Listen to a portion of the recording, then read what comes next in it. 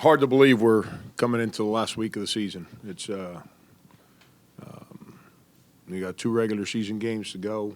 Obviously, Mississippi State at home tomorrow and at Ole Miss on Saturday, and the season's just kind of flown by. But 2 big games for us, and like it is every time you take the court in the SEC, and they're going to be hard, unbelievably difficult games.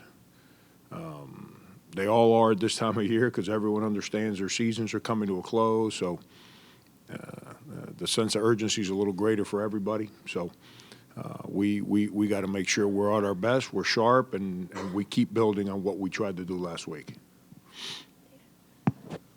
Frank, you've been through a lot of senior days, and how tough is it as a coach to prepare your seniors for the pageantry and also the fact that they got a game to play right after that? It's not one of my favorite days. There's too much two-way emotion before the game starts, you work real hard to get guys to focus their minds and their emotions to flow in one direction.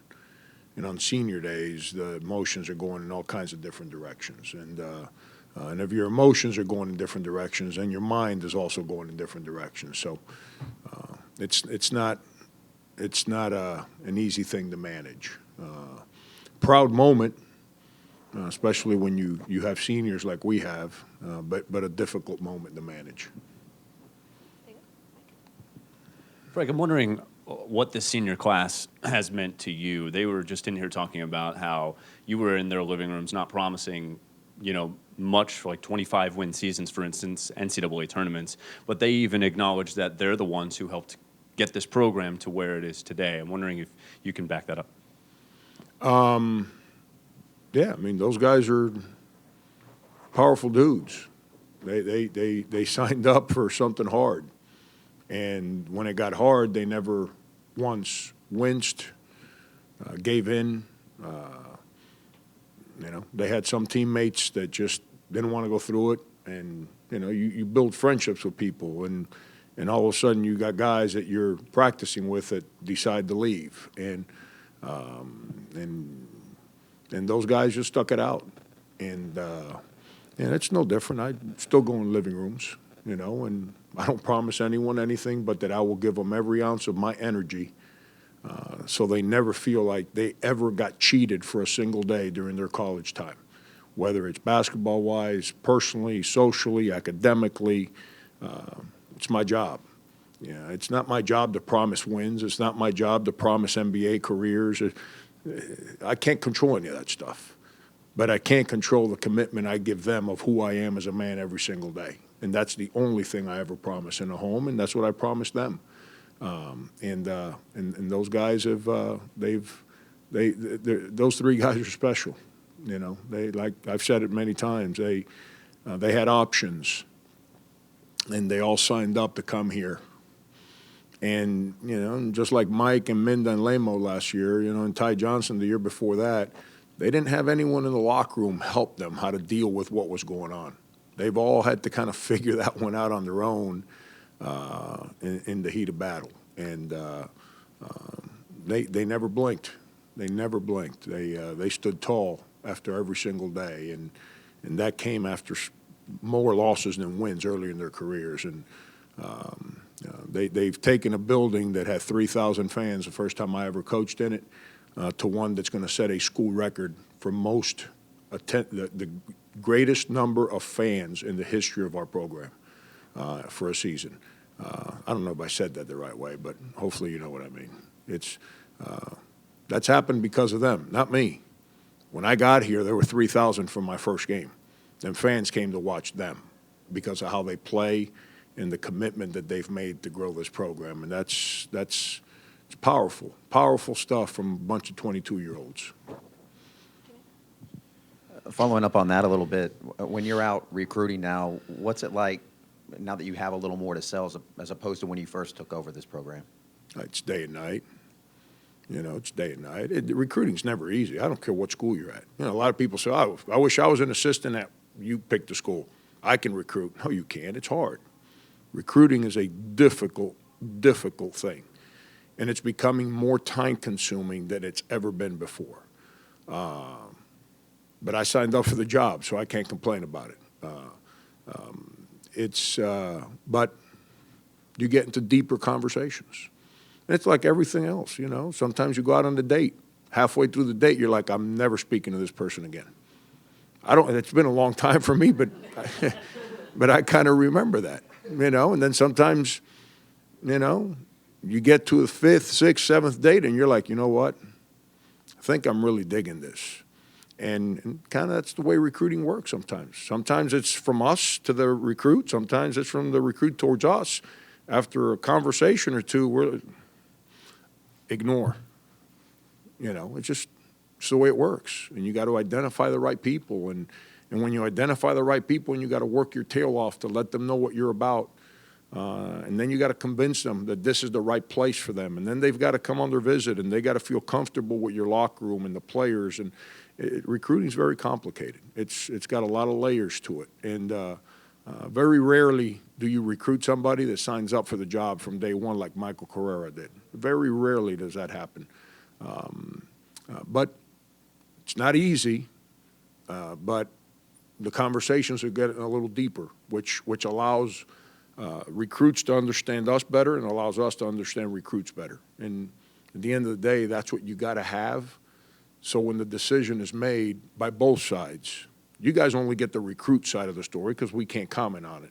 But when the decisions are made from both sides, both parties are committed to one another to make it work through thick and thin. You know, isn't that the stuff they tell you once you go through 10 dates and they said to get up on the, you know, the priest says a bunch of different stuff and you got to say I do to every single one of them, and not all's positive. It's the same way in recruiting, and you know, because you're trying to find people that connect, and that means that you connect through winning and losing, through good and bad, and that's what Senderis and those guys have done.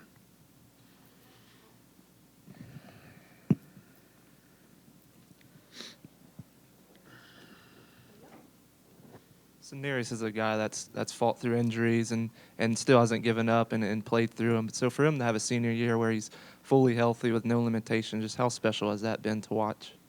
Yeah, it's you know, his freshman year, he was physically healthy, but he was a freshman, and like I said earlier, not much help. So he was trying to figure stuff out. And the sophomore year was just a physical struggle for him. I have no idea how he got through it. You know, his junior year, he didn't play great. He was inconsistent the first half of the year, but he closed that off with a bang. And he continued that into this year. And that's, you know, when I said he was inconsistent, that comes from the fact that from whenever that season ended as a sophomore in March, and he went through those knee treatments, he was not allowed to do anything pretty much until October.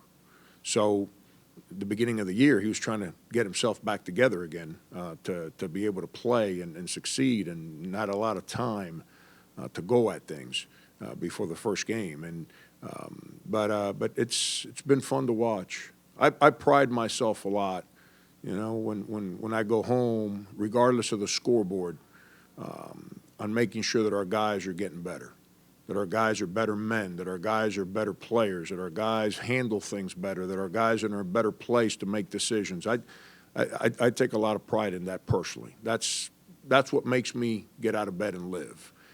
And you guys have been interviewing him for 4 years. It's day and night having a conversation with him, from what he was as a freshman to who he is now. From a guy that you could barely understand what he said, to everything was like a playful answer. It's the same way when you're having a private conversation with him. To now you have grown man conversation with the guy. And what he says makes a lot of sense. And it's he's thought about it and he's learned, so he's willing to share what he understands and thinks with you. You know, and it's all three of them, not just Sin.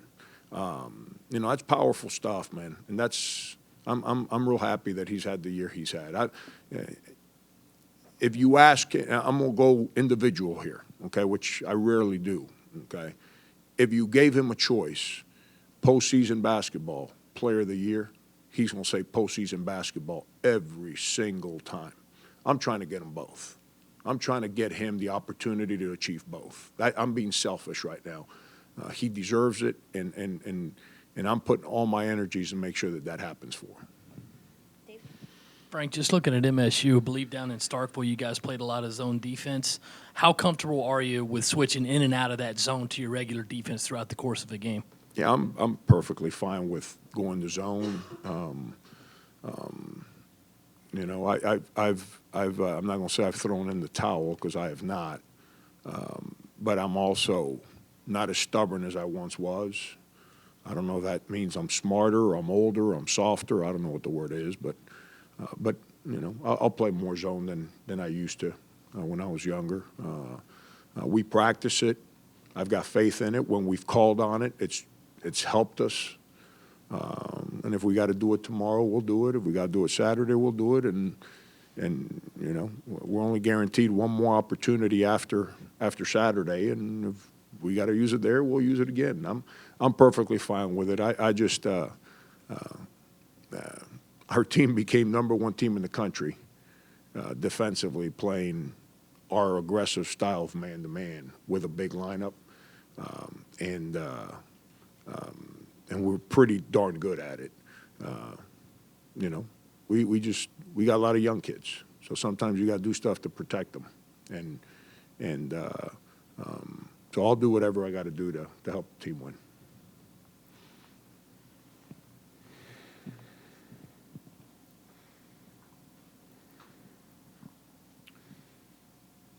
PJ bounced back. I know he had a pretty solid game over the weekend, but since his back issue, it looked like his outside shot has been maybe a little off. Has he had any lingering effects from that? Is he 100%?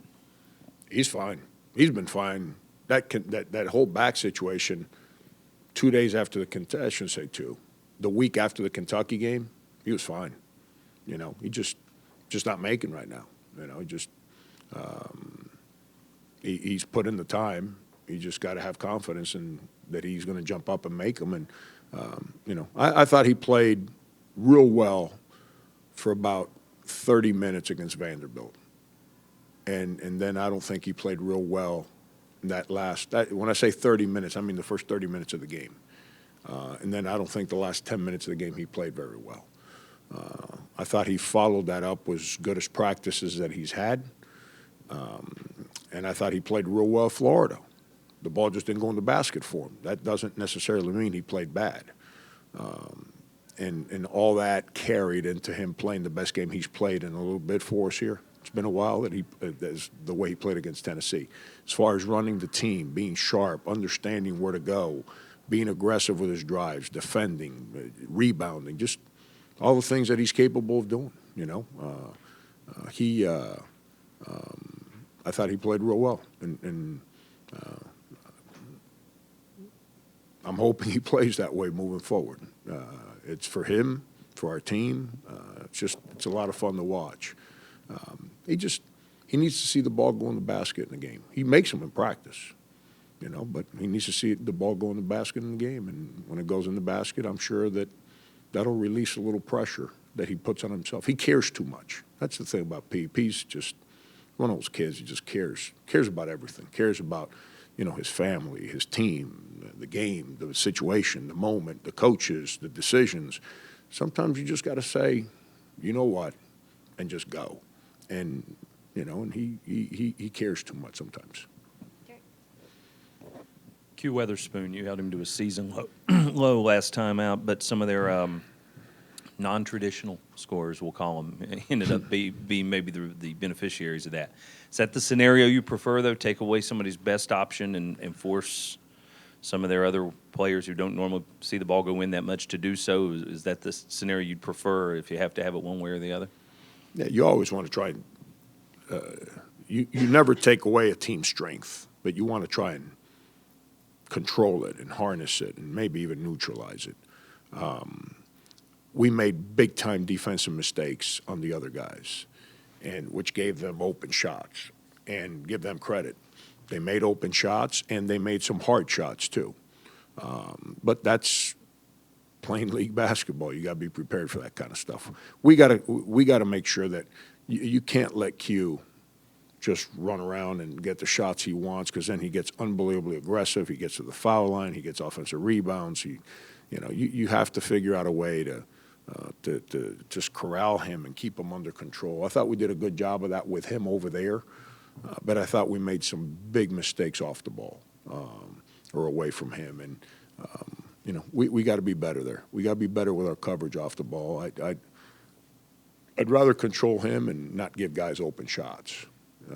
Over there, we gave some guys open shots, but once again, they made them. Give the kids credit. It's hard to take everything away from people. Sometimes you got to be a little lucky. But the one thing you can't do, if you allow teams to beat you through their strength, then shame on you. You and Ben Howland are similar in one way. Both of you came into the SEC from Power 5 schools. Obviously, he came from a school that probably has as rich a tradition in basketball as any school in the country. So what challenges, now that you've been in the league 5 years, he's now in his second year, what challenges did Coach Howland face coming into the SEC, coming from the Pac-12 and a school like UCLA? I don't know. I can't speak for him. He and I, we've over the last, we knew each other before. The last 2 years, we've had more conversations.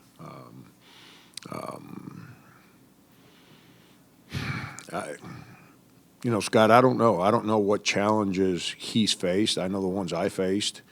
I know 5 years in, what continues to be a frustrating thing for me. I can tell you, I talked to Rick Barnes a lot more than I talked with Ben, and Rick and I just spoke about it.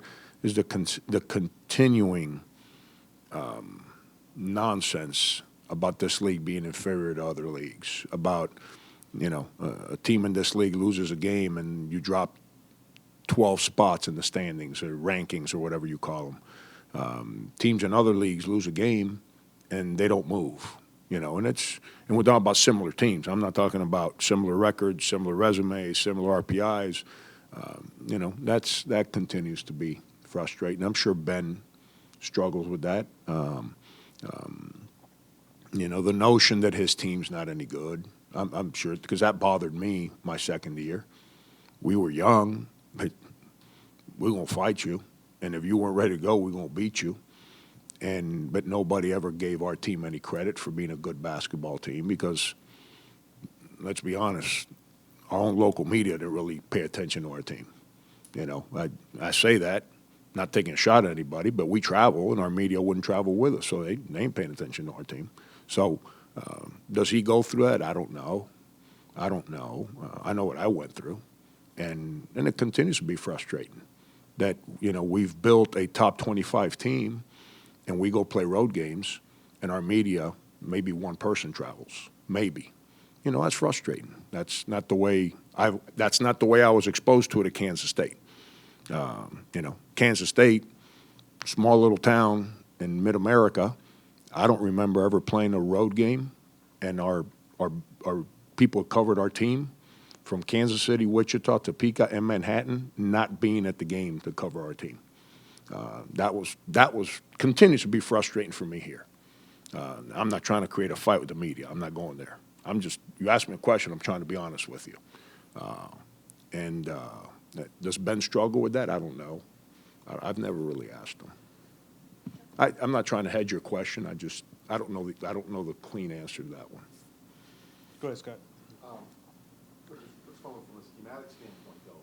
Physicality, the way teams play. I mean, is there a difference between the SEC and other leagues around, like between the Pac-12, like whatever Coach Howland played at UCLA faced out there on the West Coast when they come to the SEC? Is there a difference in style of play between conferences? I'm not going to include myself in a conversation that involves Rick Barnes and Ben Howland. They're here, and I'm trying to hold on to a rope so I don't sink, okay?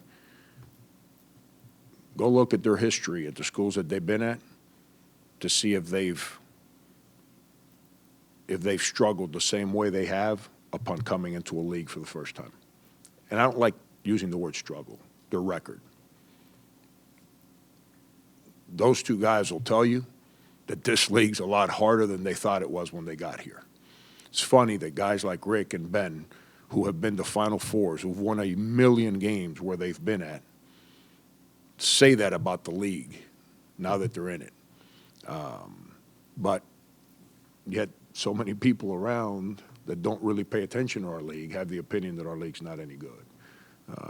You know, Rick and I had a conversation. He's exactly right after our game the other night. You know, Ole Miss with their resume is in any other conference, and they're in the NCAA tournament today, or at least that's the public opinion. In our league, they're not even getting consideration. You know, and that's frustrating. That's frustrating. But basketball is real good. We coach against this league. There are some high-level coaches in this league now. High-level coaches. Mark Fox, that's as hard. Preparing to play Georgia is as hard as any team I've ever had to prepare against. That's why those games are as hard as they are every single time, because his teams are always so prepared in every single game they play. It's just, this league's hard, man. Mike Anderson, the job he's done at Ark, why doesn't he get credit for being a heck of a basketball coach? He's proven it at UAB, at Missouri, and at Arkansas, and no one ever gives him the credit he deserves. It's like, it's Arkansas. They run around. Are you kidding me? You know how good they are? And no one, you know, it's frustrating. That's real frustrating to me. That being in this league, and we're going to work at it. I'll tell you what's happened. It's galvanized us as coaches in this league. We're determined to change this whole narrative. This, what's our president call it? Fake media? This fake narrative that's out there. We're determined to figure out a way to change that. Coach, do you feel maybe the losses leading up to the Tennessee game and the way you guys responded and played so well, do you think that's going to give your team momentum to finish strong and carry that into conference play and, of course, the NCAA tournament? Yeah, I you know, it's what's that saying in baseball? Momentum is who your starting pitcher is the next day. You know, it's in basketball. It's kind of, you know, it's momentum is just for that game. What those losses did is I really, really think it showed me who those kids are. You know, because we were playing well. We're number one in the SEC, number one in the country, and you know, defensively in almost every category imaginable. You know, we're riding a wave pretty good there. And all of a sudden, that wave just went boom, and we fell off the board. And we're out there, and we're trying to figure out a way to find the board and get back on the board. We could have swam back to shore and said, "The heck with it, I'll find another board." Our guys didn't leave. They found the board, and they got back on it. And you know, they chose to do the hard. You know, they chose to believe and fight, and it showed me a lot about who they are. Really did, and that's what I'm excited about, right? Because you learn a lot about your team every day, not just after a loss or after a win. Every day, but you really learn is when things aren't going well, when things are not going the way they were going before. Do guys hold on to that rope, or do guys let go of the rope? And we got a locker room full of guys that hold on to that rope even harder when the thing got difficult, and makes it fun to be around. We need to keep our attention to where it matters, which is our enthusiasm, our disciplines, our minds, the things that we can control. And then we need to go out in games and play our hearts out like we did against Tennessee. And when we've done that, we've ended up on the left side of the column, a lot more than not.